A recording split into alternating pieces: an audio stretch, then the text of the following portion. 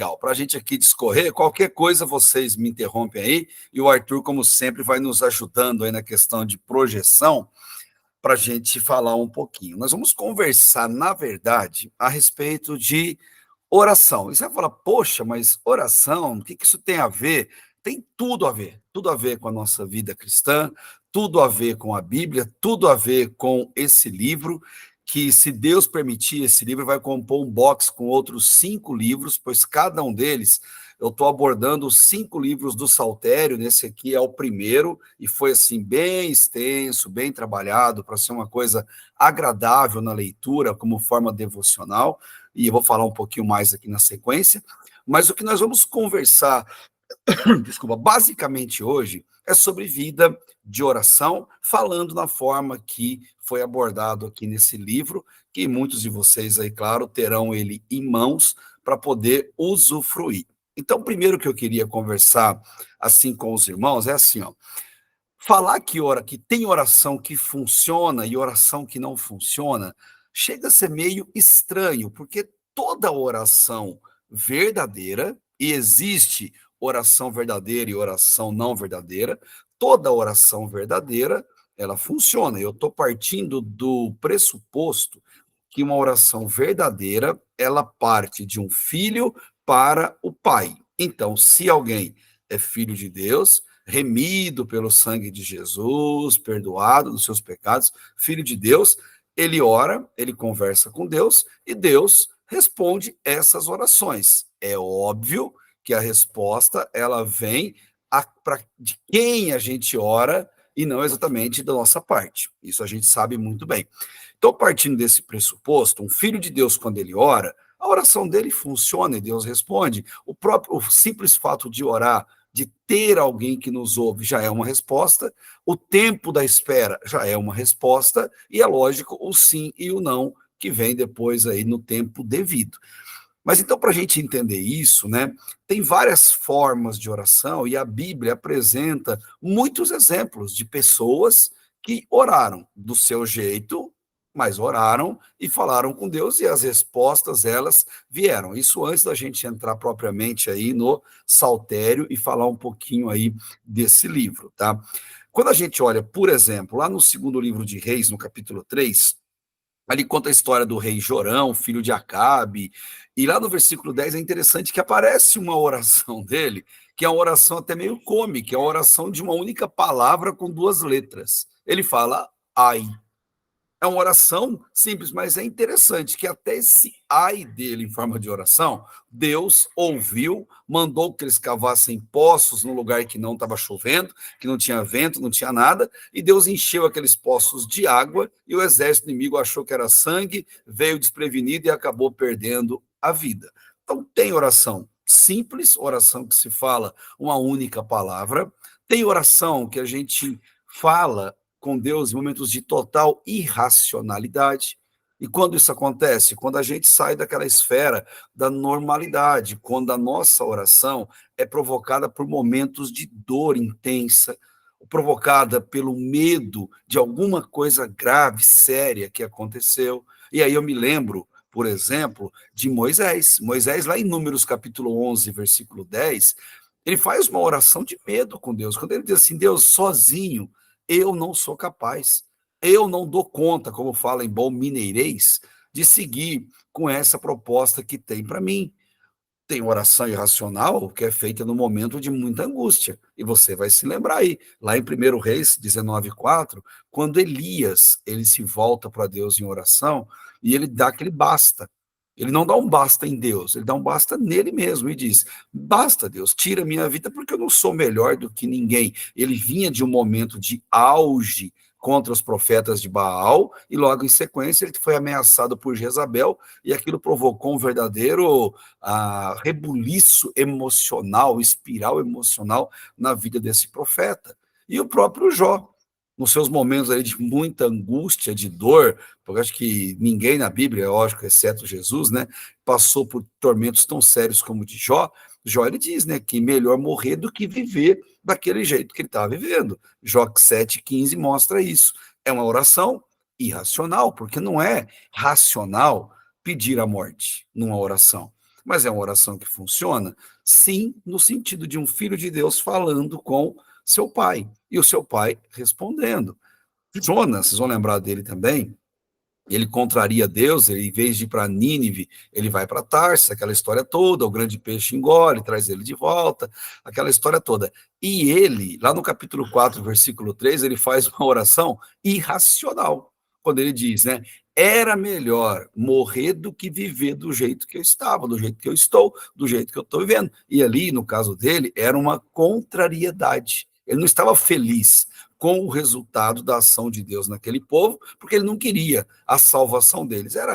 Eram inimigos antigos, eternos e cruciais. E me lembro também da Rebeca. A oração de Rebeca foi muito interessante, lá em Gênesis 27, 46, quando ela diz: eu prefiro morrer a ver meu filho casando errado. Olha que interessante a oração de uma mãe. É uma oração irracional, mas é uma oração diante de um medo, diante de uma situação difícil, que a pessoa vem e abre o coração para Deus. Jeremias mesmo, lá em Jeremias 20, 17, quando ele ora, ele fala assim: por que que eu nasci? Qual o propósito de eu ter nascido? Não parece a mim nem a vocês uma oração muito racional, muito inteligente, muito menos uma oração piedosa. E no Salmo 38, que a gente vai falar um pouquinho do saltério hoje, 38:6, né? Davi, ele ora a Deus com o coração angustiado, ele sentia uma angústia tremenda dentro de si quando ele se propôs a orar com Deus. Mas sabe o que é legal, gente? Que todas essas orações, elas funcionaram. Todas elas foram ouvidas e tratadas por Deus do jeito dele que a gente vê no texto bíblico. É óbvio que os que pediram para morrer não morreram, pois não é muita sabedoria em pedir isso, mas sempre é sábio abrir o coração. Sempre é sábio falar o que sente, expressar a verdade daquilo que está no sentimento. E foi isso que eles fizeram. Eles não se esconderam, não falaram palavras bonitas, eles simplesmente disseram o que estava no coração deles. A oração deles foi, como é que eu posso dizer, funcional, aceita ou recebida por Deus, Deus se apiedou de todos eles, porque eles quebraram aqueles ritualismos, eles quebraram aquelas formatações, aquelas orações perfeitinhas, e talvez foi uma das poucas vezes na vida que eles oraram do fundo do coração. Essa é a oração que funciona, como a gente vai conversar bastante hoje aqui nos Salmos. Tem momentos na vida que a gente ora em profunda alegria, em momentos de extrema tranquilidade e paz, normalidade. Mas tem momentos que você ora, nem palavra usa, né? Que as orações são feitas em formas de lágrimas que escorrem aí dos olhos, né? E às vezes pessoas oram no mais profundo silêncio, contemplativo, às vezes sussurrando, falando baixinho com Deus por aquela situação. E eu gostaria de lembrar de um tipo de oração, né, que às vezes a gente ora até mesmo sem orar, que é aquelas orações que o Espírito Santo intercede por nós, com gemidos inexprimíveis e por aí vai. E eu me lembro até de uma canção bem moderna, até interessante, o pessoal critica muito ela, mas ela tem uma coisa muito legal nessa canção, que ela diz assim: Deus não rejeita oração. Se feita por um filho dele, se feita com sinceridade, Deus, ele não rejeita oração. E ele vem dando a resposta. Volto a lembrar que o simples fato da gente ter a Deus para orar já é resposta de oração.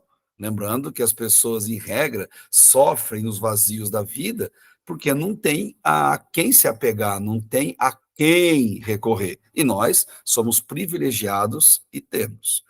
Por que eu estou falando isso? Vai fazer sentido agora que nós vamos entrar na devoção e piedade no livro dos Salmos. Vamos conversar bastante a esse respeito para que faça sentido para os irmãos o conteúdo desse livro. E eu vou falar aqui rapidinho com vocês de um artigo do Kevin DeYoung, que ele escreveu aí para o site lá, para o Voltemos ao Evangelho, falando a respeito do livro do Mark Dever, lembra? Marcas de uma igreja saudável, tal. Ele faz um artigo falando das 9 marcas de uma igreja doente. E é interessante que a gente pode concordar com ele piamente no que ele fala a respeito disso. Porque ele fala que uma igreja, hoje, doente, ela não é doente por falta de pregação. Por que ele diz isso? Porque tem pregação boa. E tem muita igreja boa, tem muito pregador bom. Quando eu digo bom, no aspecto humano, mais dedicado ao que está fazendo diante de Deus. O problema é as pessoas procurarem ouvirem essas pessoas e não ouvirem o grande a quantidade de coisa que não serve para nada, que não presta, que é a maioria que tem por aí. Mas que tem pregação boa? Tem, e nós temos ótimos pregadores brasileiros e estrangeiros. Tranquilo.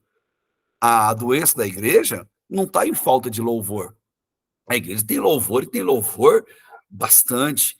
Tem inários conceituados, cantor cristão, HCC, tem aí a harpa cristã, os irmãozinhos da de linha pentecostal, e tantos outros inários, músicas contemporâneas, totalmente inspirativas, bíblicas, fundamentadas, que são deliciosas de ouvir. Não é o problema, acredito hoje, da igreja, louvor e exposição bíblica. Agora, oração. Esse é o grande problema.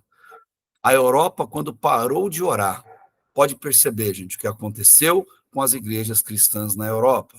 Quando a América parou de orar, veja o que aconteceu. E o Brasil, de alguns anos para cá, vem extinguindo cultos de oração, reuniões de oração. A oração vai ficando para segundo plano e a gente dedica muito mais a termos boas músicas, boas canções, cultos que ficam 1h30, 2 horas só de louvor e pouco tempo de palavra.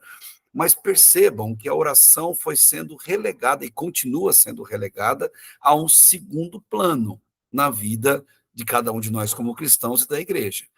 E pensando nisso, eu disse lá que tem oração irracional, oração que funciona, que Deus nos responde, que a doença hoje do cristão pessoal e como igreja constituída, ela está ligada a uma falta de oração. Aí, nos meus estudos, pegando vários autores ali, eu cheguei a esse diagnóstico. O diagnóstico bíblico para nós, para a igreja contemporânea, ele é assustador, mas não é só para nós, veio para as anteriores a nós também. Nós não estamos doentes, nós somos doentes. Nós somos doentes espiritualmente falando. A nossa doença, ela é grave. Se não tratada e resolvida, ela leva à morte, e uma morte extremamente grave e eterna. É óbvio que a nossa doença é o pecado, estou falando em aspecto aqui espiritual. Todos nós, com a raiz do pecado em nossa alma, nós já somos adoecidos e, consequentemente, nós precisamos tratar dessa doença na nossa vida, para que a gente tenha uma qualidade de vida melhor e para que a gente, é óbvio, não sofra as consequências disso. Então, eu queria partir desse pressuposto também com vocês, de reconhecer nossa condição humana, de que nós somos doentes. Porém, Deus sabe de tudo isso, não é nenhuma novidade lá no trono de graça de Deus. Deus sabe tudo isso. O Salmo 103 diz claramente que Deus conhece nossa estrutura, sabe que nós somos pó, porque foi Ele que nos fez, e Ele não nos trata segundo as nossas iniquidades, porque Ele sabe quem nós somos. Então, quando me soa isso ao ouvido, quando eu vejo, por exemplo, uma declaração dessa de Deus ao meu coração, me traz um alívio muito grande saber que Deus sonda, conhece na intimidade a nossa vida enquanto filhos dele. Nós somos doentes. E por saber disso, é muito interessante o que Deus faz na nossa vida. Por saber do nosso adoecimento, Deus, ele nos reservou um livro na Bíblia para tratar disso. E quais são os nossos adoecimentos por conta do pecado? Incredulidade. Seja honesto, qual de nós não clama uma coisa para Deus, mas no fundo fica com a duvidazinha de que aquilo vai acontecer mesmo? Você vai orar para o enfermo em fase terminal, você ora pela cura, mas no fundo você fica até com, será que vai curar mesmo? Não, eu acho que não vai. Então a gente tem um pouco disso, porque nossa natureza, ela é assim caída. A ingratidão, gente, gratidão não é natural, até falamos aqui em outro momento, gratidão ela é disciplina, ela é treinada, ela é praticada. Nossa doença nos leva a sermos reclamões de tudo. Para a gente agradecer, tem que praticar, tem que treinar. A adoração a Deus com alegria, ela vem no primeiro amor e bomba por algum tempo, mais para uns, menos para outros, mas com o tempo vem o cansaço, vem as dúvidas, vem as dificuldades com os irmãos, e essa alegria vai passando a tal ponto de muitos crentes irem à igreja meramente para cumprir uma obrigação, para cumprir uma regra, uma religiosidade mecânica, ritualística. Você vai ver pessoas orando, especialmente antes de refeição, oração mecânica. Fala sempre a mesma coisa. Deus, que não falte na mesa do órfão, da viúva. Deus, que não falte em nosso lar. Toda essa oração prontinha, bonitinha, mas que foge daquele abrir o coração, daquela sinceridade, daquele bate-papo de pai para filho. Quer ver uma marca da doença nossa? Indisposição para ler a Bíblia. E às vezes a gente se pega nisso, tendo que lutar para ler a Bíblia com tempo e com qualidade, para extrair dela o que Deus quer falar com a gente. Um coração muitas vezes endurecido para se arrepender. A gente conhece pessoas que você pensa, esse aí é impossível, esse aí só Deus para dar jeito, e às vezes a gente pensa, nem Deus dá jeito em fulano. O coração duro como pedra, como ferro, como pera de sino, como se diz lá em Pernambuco. A marca da nossa doença, muitas vezes, deixa a gente em perfeita solidão, no meio de pessoas, junto com gente, mas o coração numa solidão. Um medo terrível. Meu Deus, o que vai acontecer agora? Atentado na Rússia, talvez chegue aí a 200 de pessoas mortas. E o mais interessante, estão falando que era uma reunião cristã, até criança morreu. Gente, que negócio mexendo no coração das pessoas para justificar um ataque mais massivo, mas será que não foi mesmo? Mas, de qualquer maneira, isso mexe, deixa o medo nas pessoas. E gente desesperada, o tanto que tem. Desespero porque perdeu o emprego, desespero porque perdeu um ente querido, desespero porque tem alguém num hospital e a gente fica no pânico com aquilo. Gente desiludida aos montes, a gente encontra por aí, desiludida com o casamento, desiludida até mesmo com o trabalho, num pico de estresse, querendo assim uma mudança de chave, uma virada, tristeza, que é um fator externo que acontece, que tira a gente daquele estado de alegria. A gente vive isso com muita constância, fora o orgulho, hipocrisia, tem um punhado de outros males que vêm sobre a nossa vida. Então, esses são só algumas marcas que vêm por conta do nosso pecado, nossa doença. Agora, um dos mais relevantes de tudo isso que eu falei é com certeza a gratidão. Os salmos, os 150 salmos da Bíblia, eles têm como uma palavra meio que de ordem, ou muito frequente nos salmos, que é a palavra gratidão. O salmista sempre agradecendo por uma coisa que aconteceu, ou o que eu reputo mais lindo do saltério, queridos irmãos. Que, olha, demorei anos para achar isso e entender. A coisa mais linda do saltério, especialmente Davi ele pede para Deus muita coisa, mas ele agradece a Deus por aquilo que nem aconteceu ainda. Ele agradece, ele presta um louvor de gratidão a Deus por aquilo que ele pediu, já na certeza de que Deus vai responder. É uma gratidão por algo que ainda nem aconteceu. Até recentemente ficou rolando nas redes sociais aí, aquele jargãozinho, não, saudade do que eu nunca vivi, saudade do que eu nunca vi. Começou a rolar essas coisas. Mas com o salmista, com Davi, teve essa característica muito interessante nos Salmos. Ele ora, mas ele tem uma fé tão viva no Deus que ele crê, que ele já agradece pela bondade, pela misericórdia, pelo que Deus vai fazer, vai honrar, e daqui a pouquinho eu comento um pouquinho alguns salmos desses, para vocês terem uma noção. Agora, qual de nós tem esse hábito de orar pedindo alguma coisa e já agradecendo antecipadamente? A gente não agradece nem depois que acontece. Por quê? Porque agradecer é um defeito nosso do DNA, é fruto do pecado. A gente treina gratidão, porque senão, naturalmente, a gente não agradece. E diante de tudo que acontece na vida, comigo e com vocês, com qualquer pessoa, nós só temos duas opções, duas. Ou a gente agradece ou reclama. Não tem uma terceira opção. Qualquer coisa aconteceu. Choveu. Ou eu agradeço ou eu reclamo. Esfriou, ou eu agradeço, ou eu reclamo. Ah, tá calor, ou eu agradeço, ou eu reclamo. Ah, passei alguma coisa, perdi alguma coisa, ou agradeço, ou reclamo. E o Salmo 50, lá no verso 23, é bem interessante, porque ali Davi diz assim, ó, quem me oferece sua gratidão como sacrifício, eu acho muito interessante isso. Agradecer, muitas vezes, é um sacrifício que a gente faz. Ah, honra-me, porque reconhece Deus naquela situação.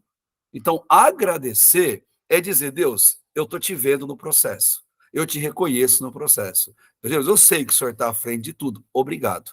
É uma gratidão. E ele diz, e eu mostrarei a salvação ao que anda nos meus caminhos. Então, se a gente tem esse espírito de gratidão diante de Deus, até por aquilo que vai acontecer lá na frente, olha que bacana, Deus, ele mostra, como é que pode dizer? Ele se mostra a nós por meio da fé e vai renovando em nós aquele que ele chama de um ciclo virtuoso. A gente pede alegria e Deus nos concede alegria cada vez mais. Ah, Salmo 37, você vai lembrar, que fala para a gente, entrega o caminho ao Senhor, confia nele, o mais ele fará. Ele usa muito esse termo. E também no mesmo Salmo diz, né? Agrada-te do Senhor e ele satisfará, é uma promessa, os desejos do seu coração. E esse satisfará os desejos, o que é? É a busca pela felicidade. Você busca a felicidade em Deus, Deus te dá felicidade para você buscar mais felicidade nele e ele te dá mais felicidade. É o ciclo virtuoso da vida de um cristão. A gente busca, recebe para buscar mais e renova essa alegria diante de Deus. O que para mim é um privilégio maravilhoso. Mas se liga em mim aqui, ó, ao motivo da escrita desse livro, Remédios para a Alma. Qual o motivo central, a razão de tudo? Deus, ele deu 66 livros na Bíblia. Usou aí pelo menos 40 autores diferentes, de ocupações diferentes, num período aí de pelo menos 1.500, 1.600 anos, para produzir esses 66 livros, como a gente tem eles em mãos.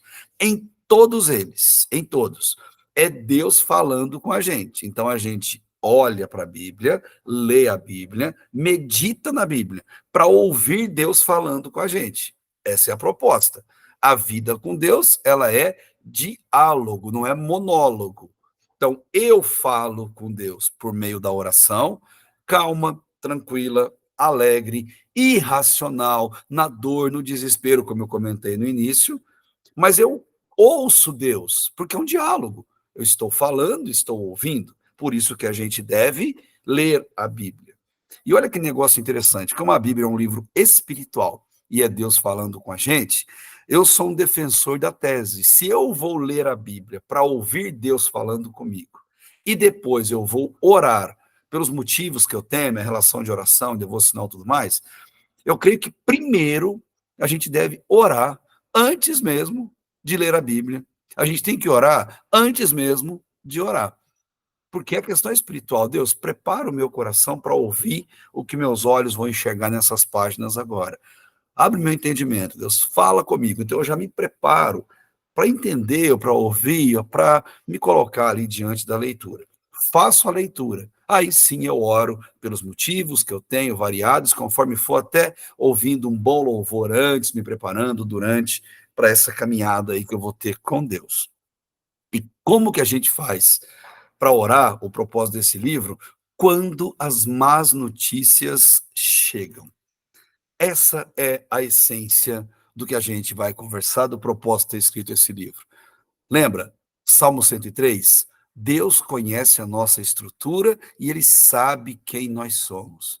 Ele sabe que a vida vai tudo bem, mas num dado momento a chavinha vira. A certeza de você dormir bem não é garantia que você vai passar a madrugada bem e acordar bem amanhã. O fato de você estar feliz hoje não garante nem um pouquinho que você vai estar feliz amanhã, porque coisas acontecem na vida de todo mundo, incluindo os filhos de Deus. E a vida, ela gira a chave muito rápido. Do nada, chega uma ligação de madrugada e você teve um tempo tão gostoso, orou, teve um tempo legal com Deus, sua família, está dormindo tão bem, tão tranquilo, de repente chega uma ligação à madrugada. E quando você atende aquela ligação e alguém chorando do outro lado, meu Deus do céu, desaba tudo. Desaba tudo, você sabe, meu Deus, lá vem. Aí você começa a pensar em quem pode ser a respeito daquela notícia. O teu coração vira completamente.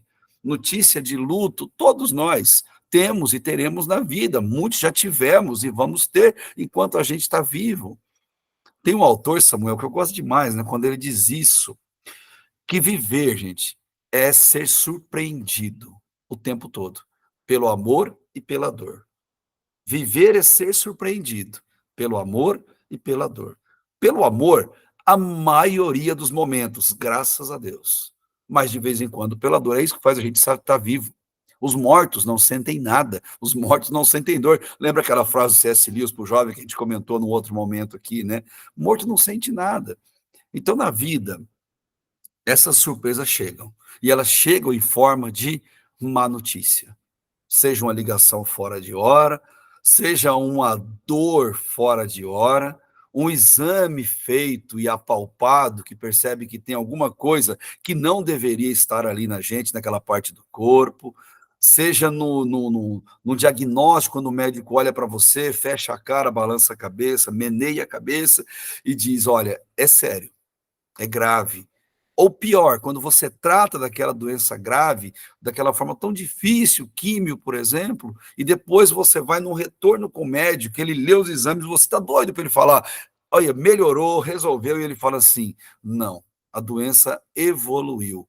E normalmente vem na sequência aquela pergunta, quanto tempo eu tenho?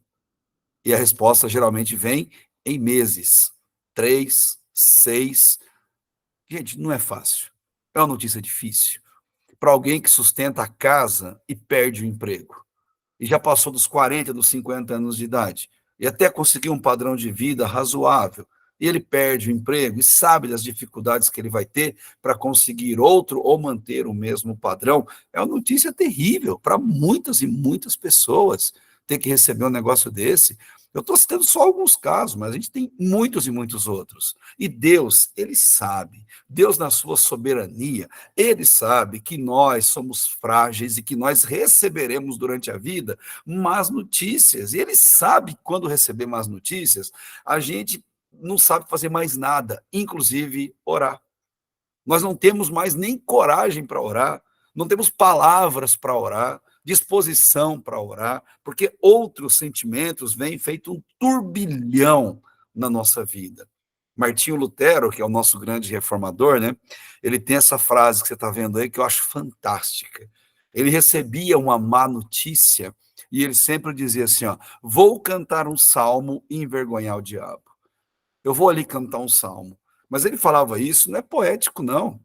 O que ele estava querendo dizer é, eu não consigo nem falar com Deus palavras minhas próprias.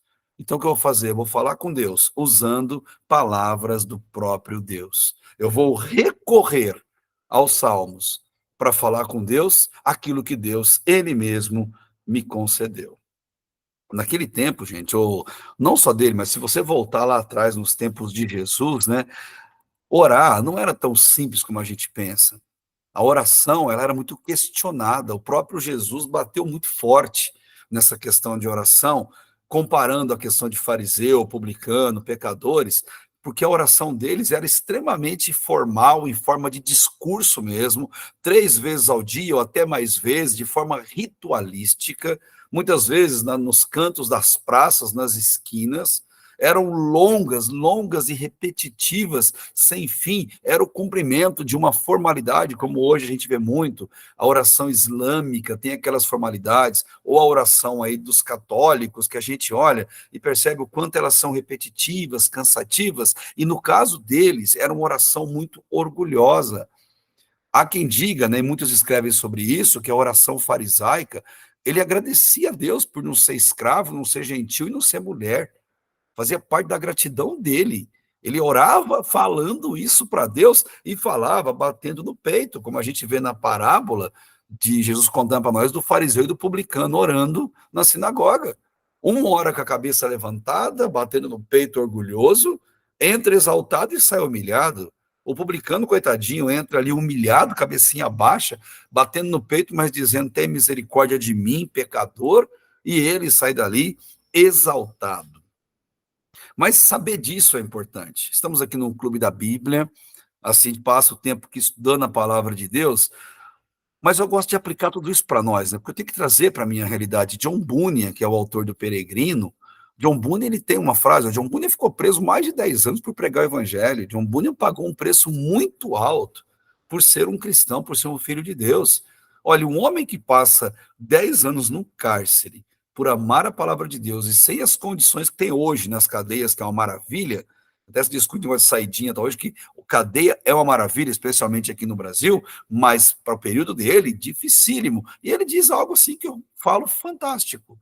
Quão longe estão de se parecer as orações da maioria dos homens com a verdadeira oração que sobe ao trono de Deus. Quantas vezes a nossa oração, gente, ela pode estar sendo formal, ritualística. Vou ser sincero com os irmãos, nesse tempo meu de caminhada cristã, quando eu, assim, estou junto em grupo e ouço oração que é muito formatadinha, muito repetitiva, muito cópia, percebe que aquela oração, que é oração muito metódica, não aquela oração, não me traz uma alegria no coração, não me traz um alívio, de verdade, abrindo para vocês aqui. Aquela oração que usa frases prontas, palavras prontas, como eu mencionei agora, antes de uma refeição. Aquelas orações são feitas na igreja. Se você pedir para o irmãozinho orar no culto, ele vai orar todo domingo do mesmo jeito. O começo é o mesmo, o meio é o mesmo, o final é o mesmo, ele só intermeia outras coisas ali, mas é sempre igualzinho, a forma de se referir a Deus, a forma do que está pedindo, do que está agradecendo a Deus, tudo segue um padrãozinho. E é um cuidado que a gente tem que ter, porque qualquer um de nós pode cair nesse mesmo erro. E só para ilustrar o que eu estou falando com vocês, eu peguei aqui 4 ou 5 dos maiores teólogos e pastores aí da nossa época. Peguei esses 4 aí para falar com vocês, que são nomes reconhecidíssimos, que a gente vai saber exatamente. A.W. Tozer, lê a biografia desse homem, os livros dele, aquele fininho A Procura de Deus, que tem uma corsinha na frente, não um Corsa, o carro, mas a corsinha, o bichinho lá, né? Ó, oh, que livro maravilhoso, eu ganhei no velório esse livro, que eles distribuíram para quem foi no velório da menina crente que tinha morrido. Rapaz, ele abençoou minha vida demais. Até hoje eu tenho ele e de vez em quando eu recorro à leiturinha dele. Amo esse livro. A W. Tozer foi um pastor humilde demais, nem carro ele tinha. Ele se recusava a ter. Foi um homem que dedicou muitas e muitas horas de oração diária. O Spurgeon, que a gente tanto conhece, pô, morreu jovem, morrer com 50 e poucos anos é muito jovem, mas morreu lutando com dor por tudo quanto é lado, gota, esses artrite, artrose, ele tinha tudo isso, cólica renal ele tinha, e o pior, uma depressão profunda que muitas vezes ele ficava a semana inteira trancado no quarto, só saía para pregar para sua congregação de milhares de pessoas. Spurgeon, ele morre deprimido. Quando a gente pensa em Bonhoeffer, esse mais à direita aí, que faleceu na Segunda Guerra Mundial, faltando uma semana para acabar a guerra, Bonhoeffer dedicava muitas e muitas horas dele em oração, tanto no presídio, nos campos de concentração, que eles ficavam mudando ele de um para o outro, ou mesmo no tempo que ele pastoreava a igreja ali na Alemanha, ele dedicou muito tempo de oração para que Deus derrubasse o nazismo, Deus preservasse a vida das pessoas. Ele fez muito. E Hudson Taylor, esse senhor barbudo vestido de chinês, esse homem ficou mais de 40 anos na China como missionário, se vestia igual um chinês, tentou adotar os hábitos chineses, e a biografia dele fala que todos os dias a China amanhecia com esse homem de joelho orando, e à noite estava ele orando de novo, pedindo a conversão dos chineses. Pessoas que são exemplos maravilhosos, mas todos eles têm em comum em sua biografia. Recentemente eu li a do Metachas, falando aqui de Bonhoeffer, e fala isso. Todos eles sentiram vergonha da vida de oração, angústia com relação às orações que faziam e a falta delas, a falta de qualidade, frustração e insatisfação. Todos eles lutaram com a sua vida de oração. E é um dos motivos que eu não consigo me dar o direito de achar que eu tenho uma vida digna de oração com Deus, que eu oro bastante, que eu oro o suficiente, que eu tenho. Não. Se homens como esses enfrentam essas dificuldades, imaginam nós, gente, que vivemos a era da distração.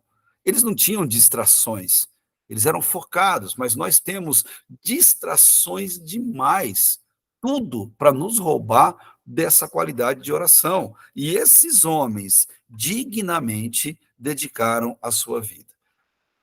Agora, para a gente voltar para o livro. A grande pergunta do livro, que é feita aqui para a gente responder: como agir? Eu estou falando de oração, como agir diante de Deus? Quando nós não sabemos o que fazer. E quando isso acontece? Quando foge da normalidade. Quando o sentimento é negativo, quando é um medo, quando é um desespero, quando é uma angústia. O que fazer quando a gente não sabe o que fazer? Não é aquela oração tranquila. Jesus deu até o método de orar, lá em Mateus capítulo 6, mas numa situação de normalidade. A gente pede o pão de cada dia, que é necessidade, o perdão a nós e dos nossos ofensores, que também é uma necessidade, e a gente pede proteção, inclusive, de nós mesmos. Livra-nos do mal, oração do Pai Nosso. Mas a resposta que eu tento dar no livro, e busco trazer no livro para vocês, é o que fazer, ou como agir quando não sabemos o que fazer. E a resposta é essa: fale com Deus usando palavras do próprio Deus. Ore a Deus usando palavras do próprio Deus. O que é o saltério? Dos 66 livros, todos são Deus falando com a gente. No saltério é diferente. É Deus falando com a gente, mas usando palavras de homens que falaram com ele, inspirado por ele. Olha que interessante. No Salmo, são palavras de homens a Deus que servem para nós falarmos com Deus usando palavras do próprio Deus. Não sei você o que você pensa disso, mas eu acho isso lindo demais da conta. Mas bonito demais, porque nós podemos falar com Deus em momentos que fogem da normalidade, usando a palavra do próprio Deus, do jeito que Deus quer se revelar.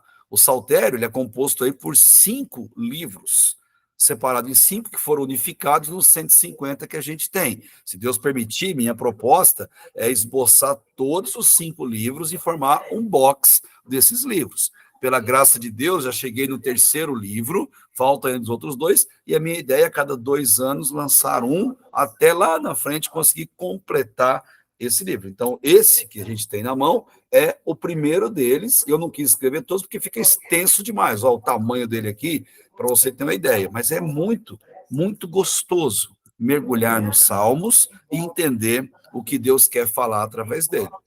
Por que que Deus manda a gente fazer isso? Porque existe um princípio fantástico de memorização, que é a oração lembrada, a oração memorizada. O Franklin Ferreira, ele fala muito disso, escreve sobre isso, que é você memorizar orações para quando você não tiver condição nenhuma, automaticamente você conseguir fazer isso. Se você olhar palavras de alguns grandes teólogos de antigamente, o Lewis Bailey diz, né, que a gente deve cantar para Deus, e salmos são músicas poéticas, toda música é poética, óbvio, né? Cantar para Deus usando palavras do próprio Deus, e devemos usar o saltério, você vai ver na tela, vai aparecer para você, de maneira frequente para você memorizar. Essa é a ideia. Ó, Jerônimo, pai da igreja, aí, autor da Vulgata, olha o que ele diz, né? Na época dele, ouvia-se o cântico dos salmos nas lavouras e nos quintais. As pessoas cantavam salmos, as crianças aprendiam por meio da música, porque a música tem esse poder, né? E memorizar é fundamental, porque nos momentos de crise, a oração que a gente vai fazer a Deus, elas são orações lembradas, decoradas. Já percebeu lá em Jonas capítulo 2, como foi a oração de Jonas no ventre do peixe? Ali fala um trecho da oração dele, mas é claro que ele orou bastante, ele ficou um bom tempo lá dentro. Mas a oração dele, toda, se você reparar, ele cita salmos. Nada é original na oração de Jonas. Ele cita salmos. Salmo 18 aparece muito.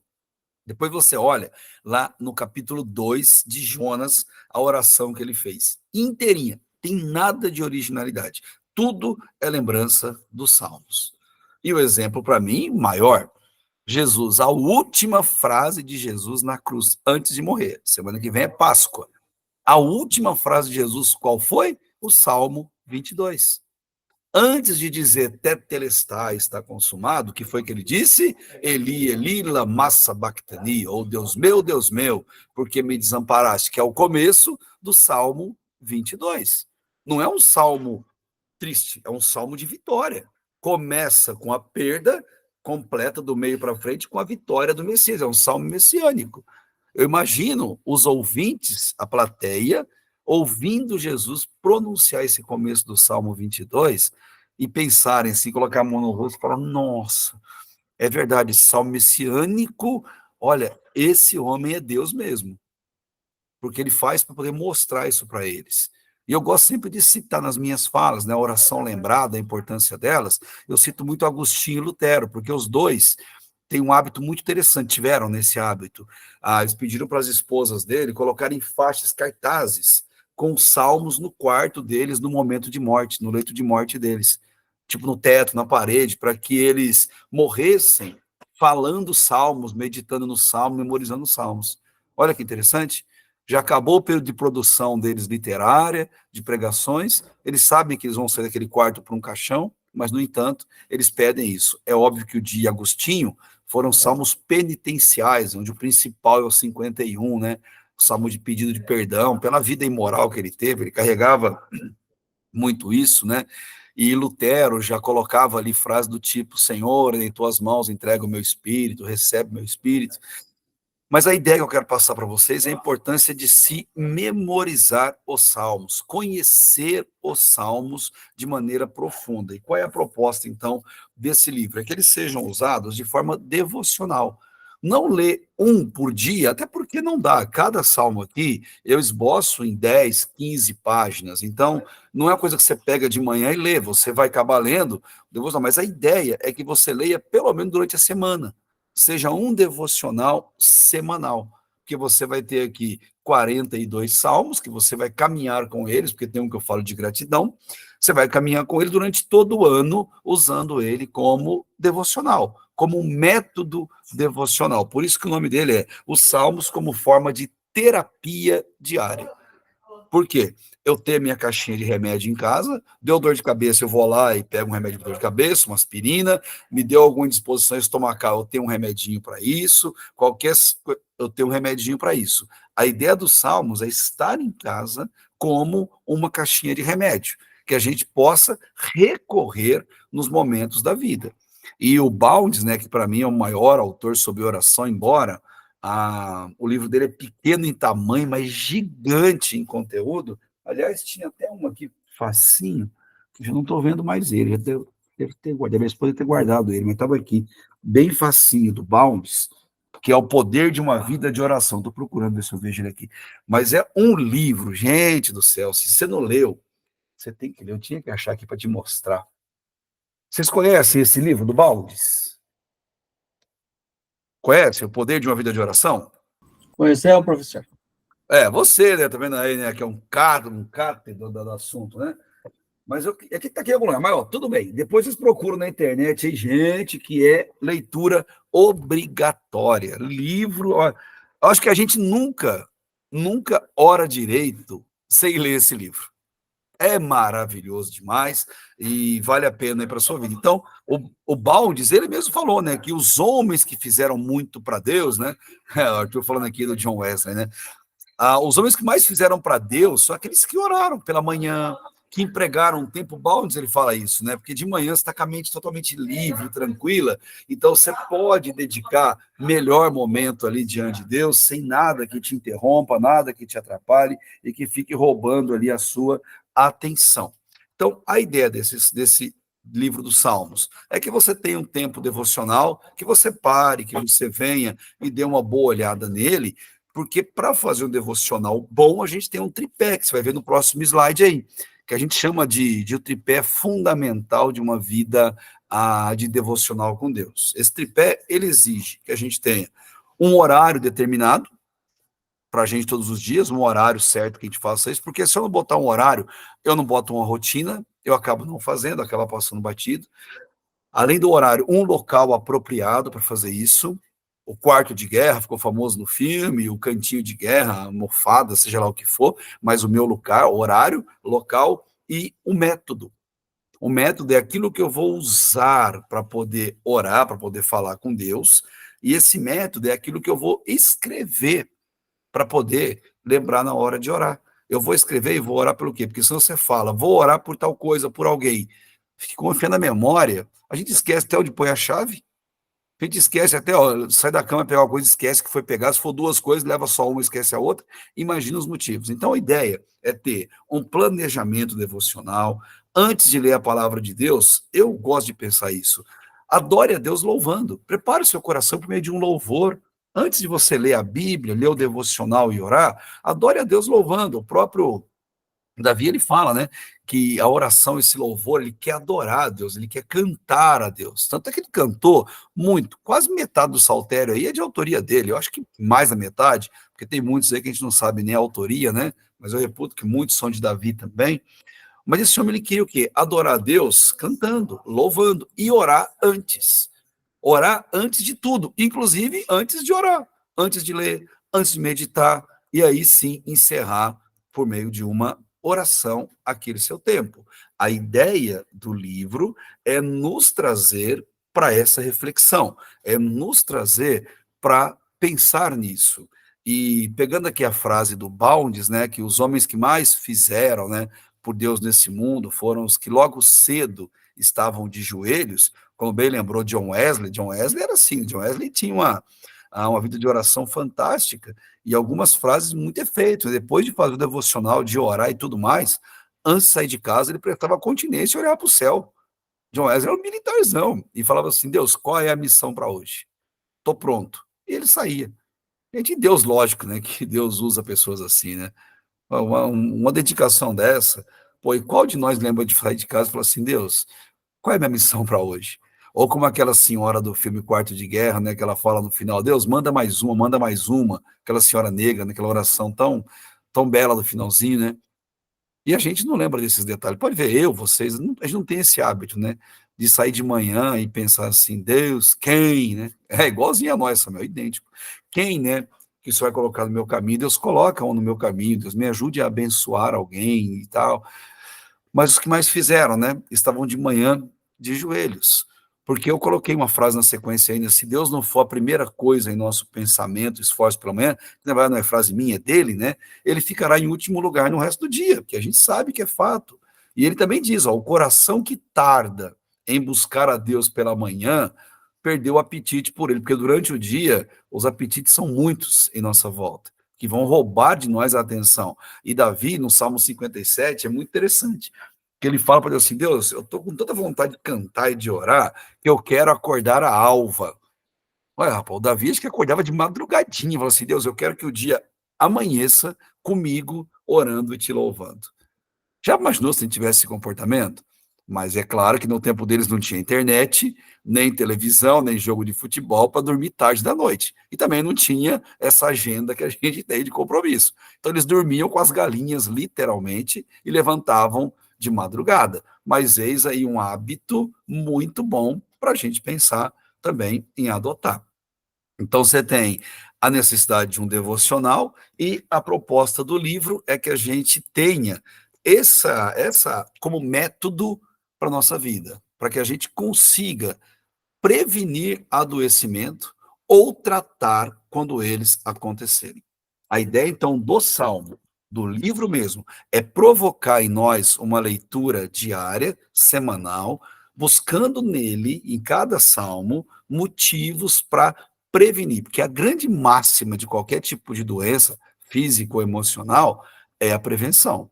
O melhor remédio é a prevenção, sempre. Então, a ideia é que a gente fica sempre se medicando nele para que a gente previna adoecimento. Talvez, tipo assim, esse salmo ser um suplemento alimentar, porque a gente toma suplemento para não adoecer. Essa é a proposta. E remédio para tratar a doença. Então, ele tem dois propósitos: ser um suplemento alimentar para nos fortalecer e não adoecer, mas adoeceu, a gente se tratar. Ou a gente, sabendo as ferramentas, poder abençoar outras pessoas que já adoeceram ou que não se preveniram ou coisa e tal. A ideia é que ele traga para nós conhecimento e ferramentas que nos ajude a ser assim.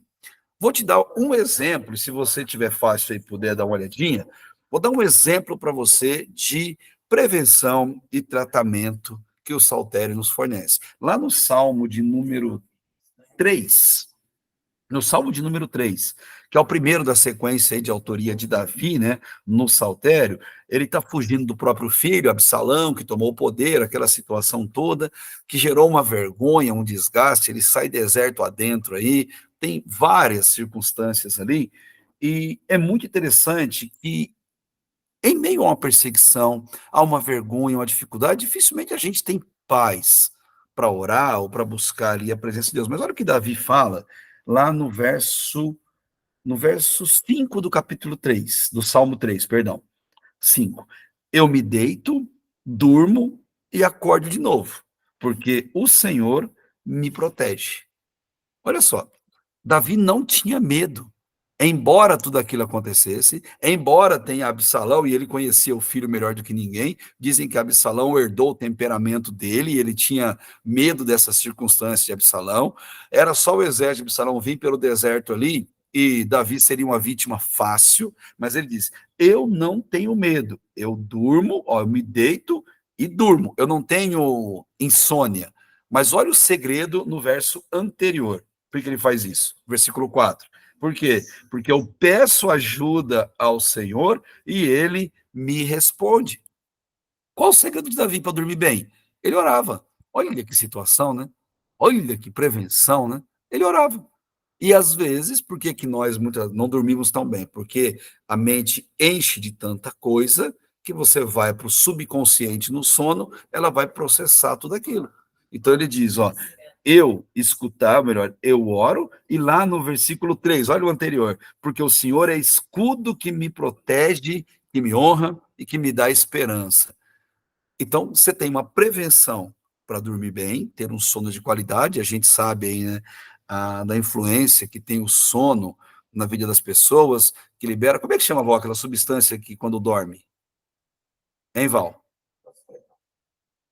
Val, quando a gente dorme, qual é aquela substância boa que a gente... Pergunta para a Val aqui, minha esposa. Melatonina. Então, quando você dorme, melatonina, aquela psicóloga trabalha nessa área aqui, né, não entende bem, mas o sono é fundamental. Ó, Davi sabia disso. Mas no momento de dificuldade, não dá no momento no palácio, tranquilinho, sossegado na vida. Mas o mesmo Davi, ele nos dá remédios fantásticos quando a gente está angustiado pelo pecado. Por ter cometido um pecado, envergonhado Deus. Aí que ele dá o remédio para a gente? Salmo 51. Salmo 51 é maravilhoso. O salmo do perdão, do pedido de perdão, onde Davi ele se vira para Deus mesmo e clama para que a compaixão de Deus esteja sobre a vida dele.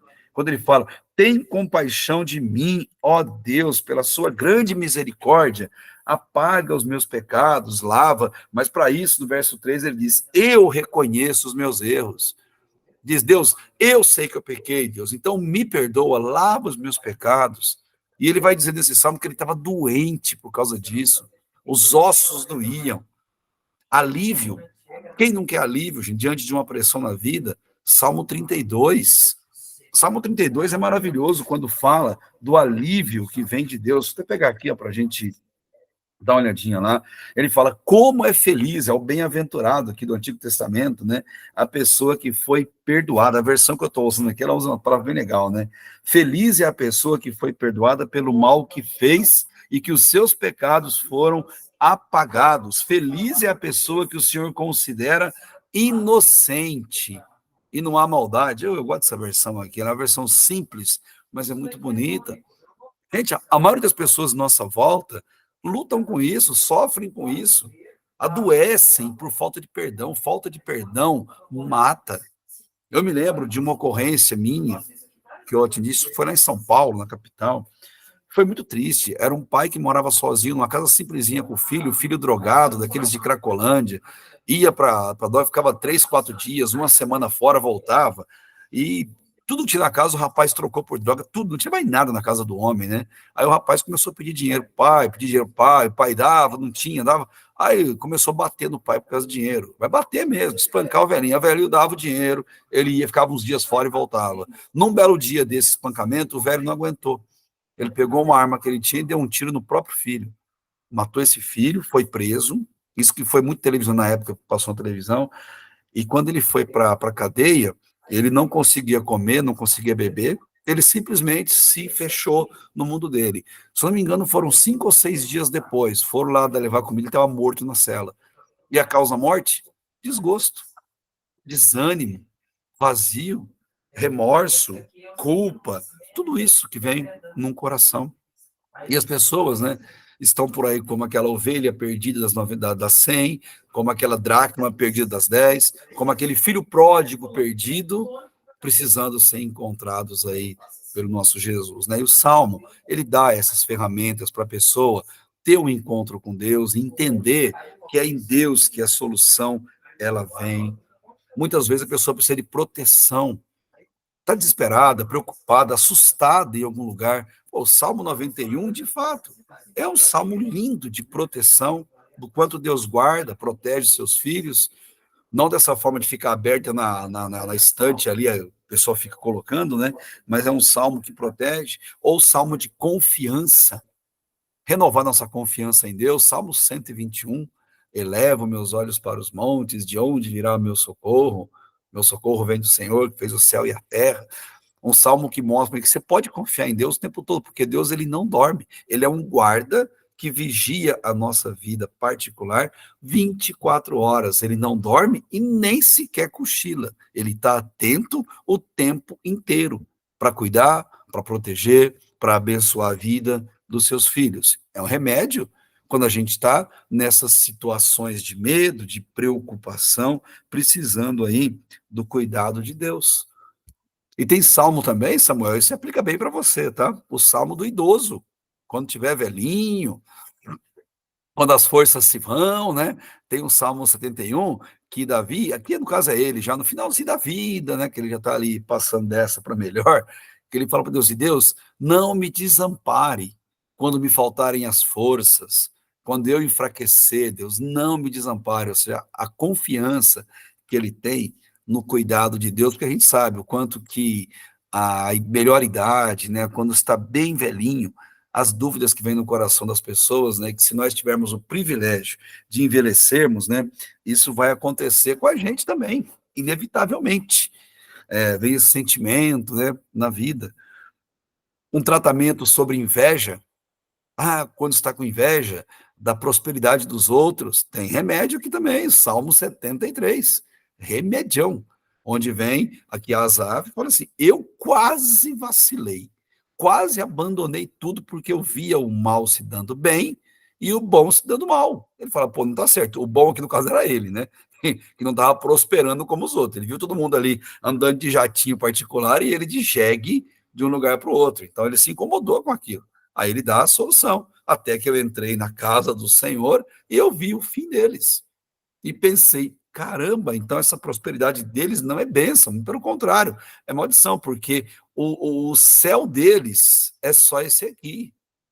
Na morte, eles vão enfrentar a destruição eterna, ou seja, não é bênção nenhuma. Remédios que Deus nos concede, que vem totalmente de graça ao nosso coração. Está precisando desabafar, porque desabafar é uma necessidade, né? Falar é curativo. Salmo 39. Desabafo é uma necessidade. Põe para fora. Falar cura. Guardar adoece. E aqui ele vem e dá essa lição para a gente. Está com medo? Salmo 27. Deixa eu pegar ele aqui, ó. Salmo 27 é o salmo de quem está com medo de alguma coisa, de alguma situação.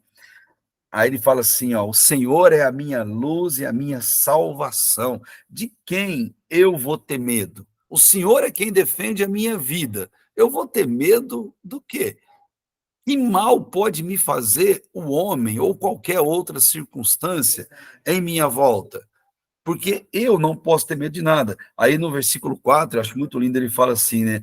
Uma coisa só eu peço ao Senhor e é a que eu mais quero, que eu possa morar na casa do Senhor todos os dias.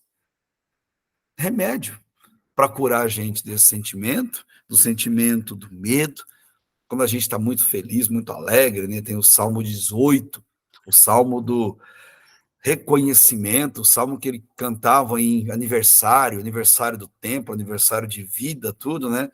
Um Salmo que diz, né, que Deus retribui, porque aniversário é retribuição da bênção de Deus, né? Deus nos retribui conforme a pureza das nossas mãos, conforme a justiça, conforme as atitudes que a gente tem.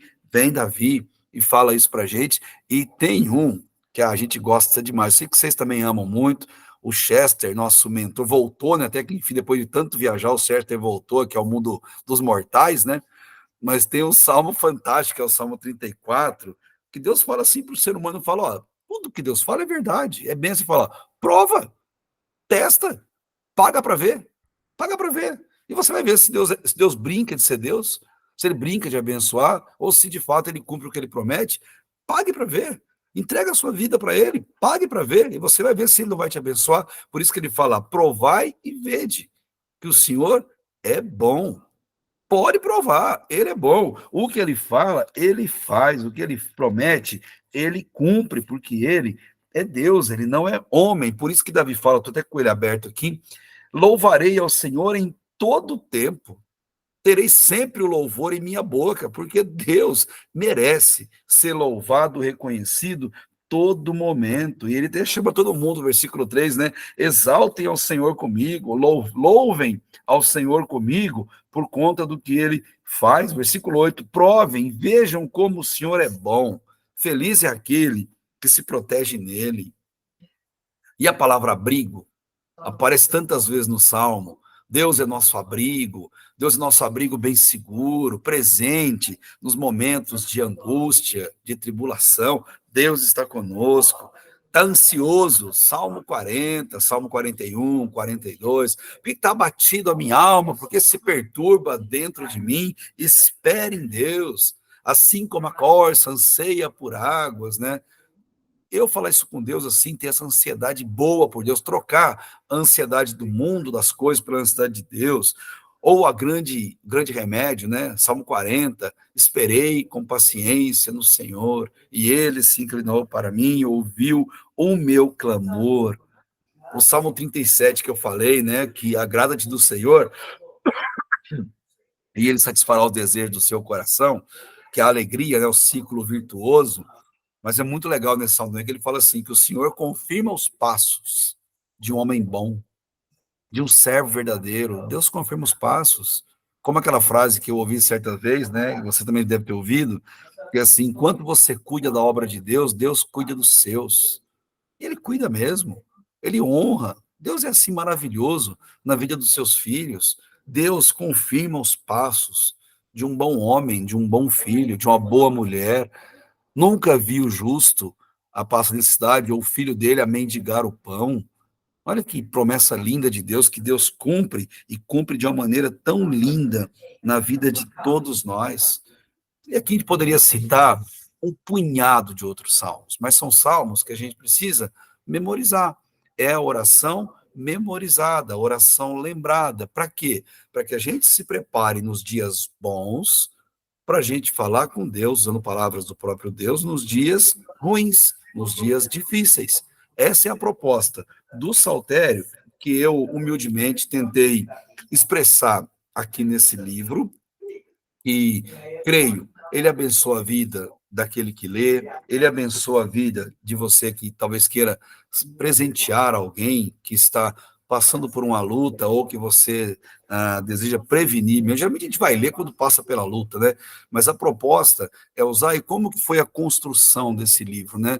Como eles são músicas e são poemas, eu faço uma aplicação em cada salmo com canções que são modernas, com canções que são assim bem verdadeiras, para mostrar o poder que a música tem, trazendo a nossa memorização. Então, para cada salmo, eu comunico ele com uma canção gospel e, às vezes, com canções até seculares, para que faça sentido. Eu uso, por exemplo, aquela canção Epitáfio do Titãs, em dado momento.